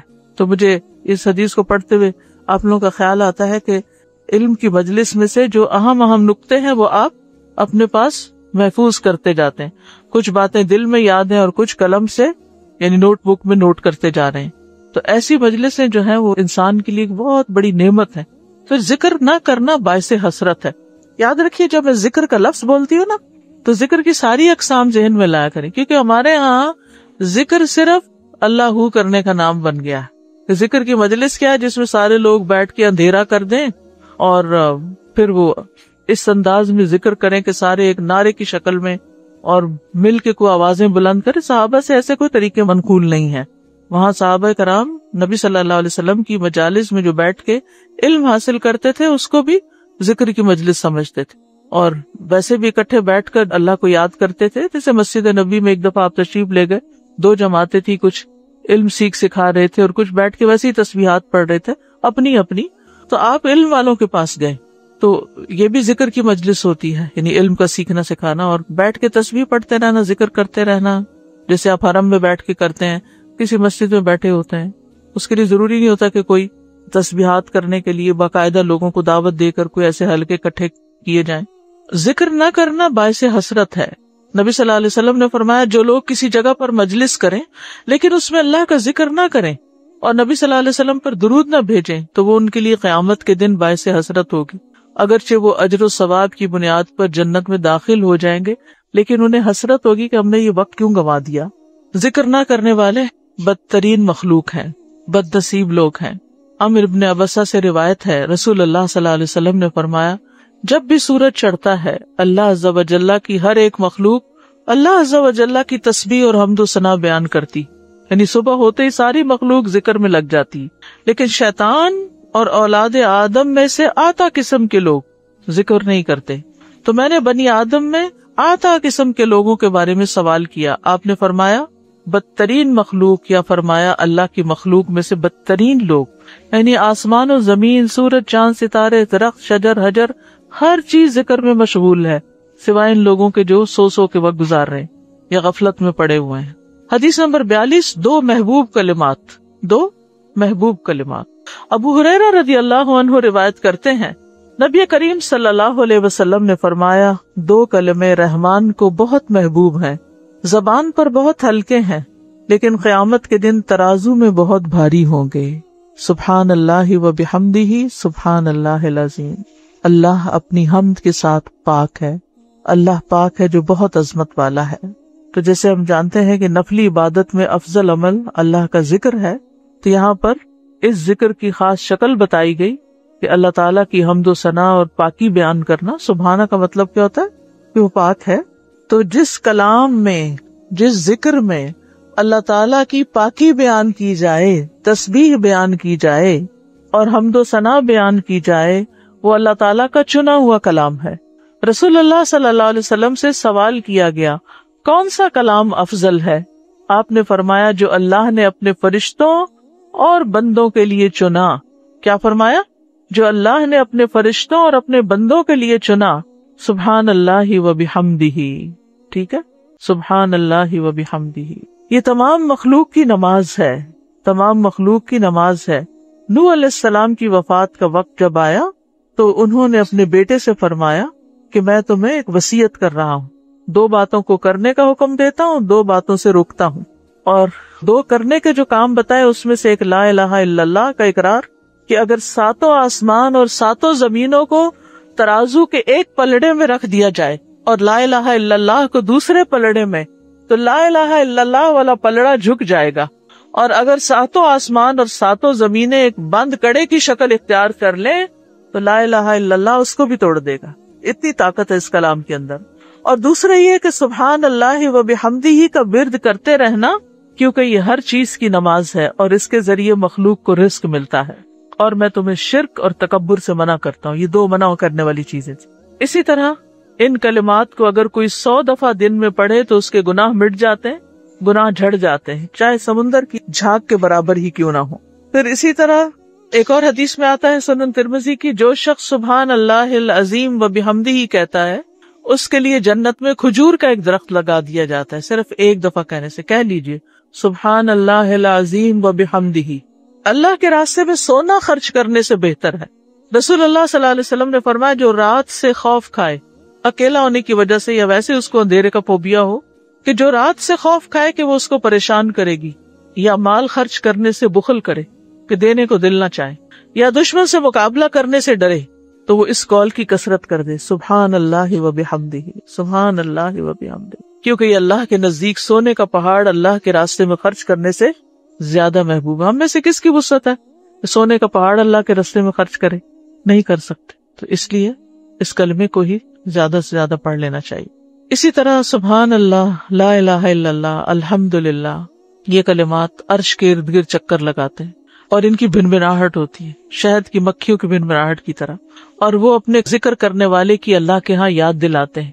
تو آپ نے فرمایا کیا تم میں سے کوئی یہ پسند نہیں کرتا کہ اس کے لیے کوئی ایسا ہو جو ہمیشہ اللہ کے ہاں اس کی یاد دلائی جاتے رہے، یعنی کوئی ایسا طریقہ ہو کہ ہمیشہ عرش کے ارد گرد آپ کا ذکر ہوتا رہے۔ قیامت کے دن بھی انسان کا بچاؤ کریں گے، یعنی جہنم سے بچانے کے لیے سبحان اللہ والحمد للہ ولا الہ الا اللہ واللہ اکبر۔ پھر اہل جنت کا ذکر کیا ہوگا؟ ان کے سانس کے ساتھ ان کو تسبیح و تحمید سکھا دی جائے گی کہ بولنا بھی نہیں پڑے گا، سانس لیں گے اور سانس کے ساتھ اللہ کا ذکر جاری ہو جائے گا۔ یہ جو احادیثوں نے بیان کی، یہ آپ کے پاس کارڈ ہونا چاہیے تسبیحات کی فضیلت والا، اس میں لکھی ہوئی ہے، دوسروں کے ساتھ بھی شیئر کریں، اور خاص طور پہ بچوں کو ذکر کرنا سکھائیں۔ ان کے اندر بھی ایک کامنس آتی ہے، ایک سکینت آتی ہے۔ ہم بعض اوقات یہ سوچتے ہیں یہ تو بچے ہی ہیں، ابتدائی عمر سے، چھوٹی عمر سے، کہ چلو یہ پڑھو، انگلیوں پہ گنتے ہیں، اچھا تم نے کتنی دفعہ پڑھ لی، کتنے جنت میں درخت لگائے، تو آہستہ آہستہ ان کو عادت ہو جاتی۔ پھر ذکر کی ایک قسم اللہ کے نام پڑھنا، اللہ کے نام یاد کرنا۔ ابو ہریرہ رضی اللہ عنہ سے روایت ہے کہ رسول اللہ صلی اللہ علیہ وسلم نے فرمایا بے شک اللہ کے 99 نام ہیں، 99، ایک کم 100، جو شخص ان سب کو محفوظ رکھے گا، یاد کر لے گا، وہ جنت میں داخل ہوگا۔ من احصاہا، تو احصاء سے مراد ان کو گننا، ان کے معنی پہچاننا، ان کے تقاضے کے مطابق عمل کرنا۔ خالی لکھ کے یا جمع کر کے یاد کر لیا جائے اور مطلب ہی نہ پتا ہو اور اس کے مطابق عمل نہ ہو تو پھر یہ وعدہ نہیں پورا ہوتا۔ احصاء میں ہر چیز کا جمع ہو جانا ہے، یعنی اللہ تعالیٰ کے ناموں کی حدود کی حفاظت کرنا، ان کو پہچاننا، ان کا معنی جاننا، ان کی فضیلت جاننا، کہاں پڑھنا ہے۔ امام ابن قیم کہتے ہیں کہ اللہ کے اسماء کو گن کر محفوظ کرنے کے کچھ مراتب ہیں۔ بندہ جب ان ناموں کو یاد کر لیتا ہے تو وہ جنت میں داخل ہو جاتا ہے، اور یہی اس کی سعادت اور نجات اور فلاح کا مرکز ہے۔ وہ کہتے ہیں پہلا مرتبہ ان کے الفاظ کو گننا اور شمار کرنا، دوسرا مرتبہ ان کے معنی اور مدلول کو سمجھنا، تیسرا مرتبہ ان کے ساتھ دعا مانگنا۔ قرآن میں آتا نا وَلِلَّهِ الْأَسْمَاءُ الْحُسْنَى فَادْعُوهُ بِهَا، اور اللہ ہی کے لیے ہیں اچھے اچھے نام، بس تم اس کو ان کے ساتھ پکارو، اللہ کے نام لے کے، جیسے یا حی یا قیوم، یا اللہ، یا رب، یا رحمان، یا رحیم، یا کریم، یا ذی الجلال والاکرام، اور باقی بھی اسی طرح۔ پھر ہے دعا مانگنے کے 2 مرتبے ہیں۔ نمبر 1 دعا العبادہ، یعنی اللہ کی تعریف ان ناموں کے ساتھ کرنا. ہمارا رب رحیم ہے، کریم ہے. تو یہ تعریف عبادت کی دعا ہوتی ہے، دعا العبادہ کہتے ہیں اس کو. اور دوسرا ہے دعا المسئلہ، طلب اور مانگنے کی دعا، کہ ان ناموں کے ساتھ پکار کے اللہ کو پھر سوال کرنا. اور اسماء حسنہ کے ساتھ، یہ نہیں کہ اپنی طرف سے اللہ تعالیٰ کا کوئی نام بنا کے اور پھر اس سے دعا کرنا، یا موجود، یا ذات، یا شیء، اس طرح کی باتیں نہیں، بلکہ اللہ کے جو پراپر نام قرآن و سنت سے ثابت ہیں ان کے ساتھ دعا مانگنا. تو یاد رکھیے کہ اللہ کی پہچان یہ علم کا پہلا مرتبہ ہے. سب سے پہلے جس کو جاننا چاہیے، جس کے بارے میں ہمیں معلوم ہونا چاہیے کہ وہ کون ہے، وہ اللہ رب العزت ہے. فَاعْلَمْ أَنَّهُ لَا إِلَٰهَ إِلَّا هُوَ، جان لو کہ اللہ کے سوا کوئی الہ نہیں. یہ علم ہر ایک پر فرض ہے کہ ہمارا خالق کون ہے، ہمارا مالک کون ہے، ہمارا رازق کون، ہمارا معبود کون ہے، ہماری مشکل کشا کون، ہمارا حاجت روا کون ہے، اور جو بھی اللہ تعالیٰ کے باقی نام ہے، پہچان ہے.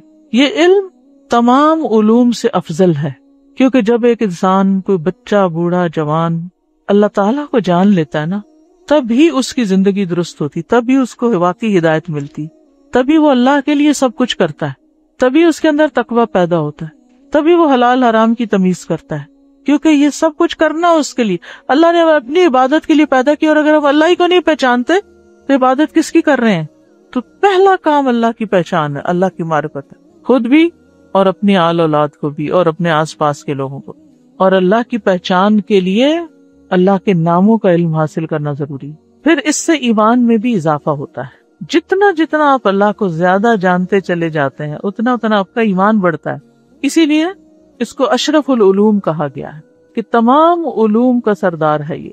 پھر اسی طرح اللہ تعالیٰ کے ناموں کو پڑھنے، یاد کرنے، جاننے، سمجھنے کے بارے میں کچھ اصول و قواعد ہیں. اس میں پہلی بات یہ کہ اللہ کے تمام نام توقیفی ہیں، اس میں عقل کی کوئی گنجائش نہیں، یعنی بذریعہ وحی معلوم ہوئے. ہم اپنی پسند سے اللہ کا کوئی نام نہیں رکھ سکتے. یعنی آپ یہ نہیں کہہ سکتے کہ مجھے اللہ سے بڑی محبت ہے تو میرا دل چاہتا ہے میں اللہ تعالیٰ کا یہ نام رکھ دوں، خود سے کوئی رکھ دوں. یہ نہیں کر سکتے آپ، ٹھیک ہے؟ کسی انسان کو، کسی بشر کو، کسی جن کو، کسی فرشتے کو یہ اختیار نہیں کہ وہ اپنی مرضی پسند سے اللہ کا کوئی نام رکھ دے اور اس سے اس کو پکارنا شروع کر دے، اور اس کی لاجک صرف یہ دے کہ یہ تو محبت کی بات ہے اور میں محبت سے یوں پکارتی ہوں اللہ کو. نہیں، اس کی اجازت نہیں. کیونکہ جتنا اللہ تعالیٰ خود اپنے آپ کو جانتا ہے ہم نہیں جانتے، اور جتنا اس نے چاہا ہمیں اپنے بارے میں علم دیا، اور وہ علم بھی نبی صلی اللہ علیہ وسلم کے ذریعے ہم تک پہنچا ہے، تو اس کو حاصل کرنے کی کوشش کریں. پھر اسی طرح دوسری بات یہ کہ اس بارے میں کتاب و سنت سے آگے نہ بڑھیں. عقل، رائے، خواہش. امام احمد کہتے ہیں اللہ کی صفت نہیں بیان کی جائے گی مگر وہی جو خود اس نے اپنی ذات کی بیان فرمائی ہے یا رسول اللہ صلی اللہ علیہ وسلم نے بیان کی ہے. ہم قرآن و سنت سے آگے نہیں بڑھیں گے، خود یا کسی عالم یا کسی اور انسان کے بتائے ہوئے نام کے مطابق نہیں کام کریں. پھر اگلی بات یہ کہ اللہ کے ناموں میں الحاد سے بچنا چاہیے. الحاد کا مطلب کیا ہے؟ سیدھے رستے سے ہٹ جانا. لحد ہوتی ہے نا وہ قبر جو بغلی قبر ہوتی، نیچے گڑھا کھودتے کھودتے سائڈ پہ قبر کھودنا شروع کر دینا. تو اس کی بہت سی صورتیں ہو سکتی ہیں، جیسے اللہ کے کسی نام کا انکار کر دیا جائے، یا نام جن صفات پر دلالت کر رہے ہیں ان کا انکار کر دیا جائے، جیسے امت میں کچھ ایسے فرقے گزرے ہیں کہ جو یہ کام کرتے رہے ہیں. پھر اسی طرح بغیر تحریف، تعطیل، تکییف اور تمثیل کے اسماء و صفات پر ایمان لانا ضروری. تحریف یعنی خود تبدیلی کرنا، تعطیل یعنی کسی صفت کو معطل کر دینا، تکییف کسی کیفیت کو بتانا، تمثیل یعنی مثال بیان کرنا. ان چیزوں سے بچنا چاہیے. پھر ایک اہم بات یہ بھی یاد رکھیے کہ 99 تو ہمیں بتایا گیا کہ اتنے تو کم از کم یاد کر لو، لیکن یہ یاد رکھیے اللہ کے صرف 99 نیمز نہیں ہیں، وہ اس سے زیادہ ہیں.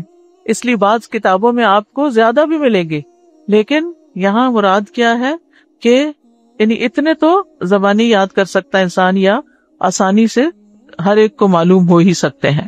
کیونکہ حدیث میں آتا ہے اسألک بکل اسم هو لک سمیت بہ نفسک وانزلتہ فی کتابک او علمتہ احدا من خلقک او استأثرت بہ فی علم الغیب عندک. اے اللہ میں تجھ سے تیرے ہر نام کے واسطے سے دعا کرتا ہوں، وہ نام جو تو نے اپنی ذات کے لیے رکھے، یا جو نام تو نے اپنی کتاب میں اتارے، یا وہ جو اپنی مخلوقات میں سے کسی کو سکھا دیے، یا وہ نام جو تو نے اب تک اپنے خزانہ غیب میں محفوظ رکھے. اس سے کیا پتہ چلتا ہے کہ کچھ نام تو خزانہ غیب میں ہیں. اور جیسے حدیث شفاعت میں آتا ہے نا کہ نبی صلی اللہ علیہ وسلم کو اللہ تعالیٰ قیامت کے دن اپنی حمد و ثنا بیان کرنے کی تعریف کرنے کے لیے وہ کچھ سکھائیں گے جو اس سے پہلے نہیں سکھائی ہوگی وہ تعریف. تو اس کے ذریعے نبی صلی اللہ علیہ وسلم اللہ کی تعریف بیان کریں گے. یعنی وہ علم ابھی تک نبی صلی اللہ علیہ وسلم کے پاس بھی نہیں، وہ قیامت کے دن دیا جائے گا، جس کی بنا پر آپ اللہ تعالیٰ کی تعریف کریں گے، پھر دعا کریں گے اور پھر آپ کو شفاعت کا اذن دیا جائے گا، جو شفاعت کبریٰ کی حدیث آتی ہے. اس میں الہدیٰ نے اللہ تعالیٰ کے ناموں کا ایک کارڈ ریوائز کر کے چھاپا تھا، جس میں قرآن اور سنت کی دلیل سے وہ نام لیے گئے ہیں. اور باقی جو تاج کمپنی کے چھپے ہوئے نام، ان میں کچھ نام ایسے ہیں جو اللہ کے نام نہیں ہیں، وہ اللہ تعالیٰ کے افعال ہیں جن سے لوگوں نے خود نام بنا لیے. جیسے المذل اللہ کا نام نہیں ہے، یہ اللہ کا نام نہیں ہے، لیکن ذلت دینے والا اللہ ہے، تو ذل من تشاء، تو اس سے لوگوں نے نام اسم فائل کر کے تو مذل بنا لیا. تو یہ نام نکال دینے چاہیے، ٹھیک ہے، کیونکہ یہ قرآن و سنت سے نہیں ملتے. تو کچھ اللہ تعالیٰ کے نام ہیں، صفات ہیں، اور کچھ افعال بھی ہیں کہ اللہ تعالیٰ کیا کیا کرتا ہے. تو قرآن سے ہمیں وہ بھی پتہ چلتا ہے کہ اللہ تعالیٰ کیا کرتا ہے، وہ تو زندگی دیتا ہے، موت دیتا ہے، رزق دیتا ہے، وغیرہ وغیرہ.